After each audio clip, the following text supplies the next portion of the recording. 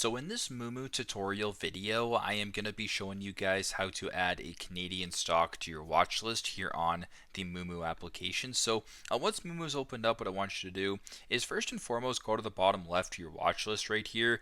If you want to add a stock to your watch list, go to the top right, press on the search icon, and you can select whatever you're looking for. So if you want to look at maybe the Canadian stocks right here that are, right here, you can go ahead and do that.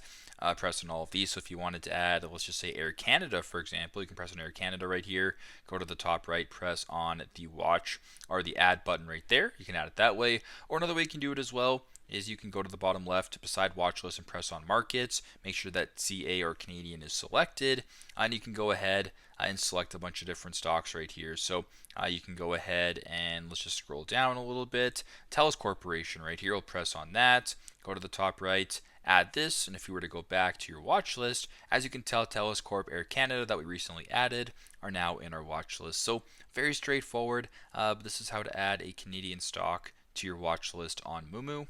Thanks again for watching, and I hope this video helps.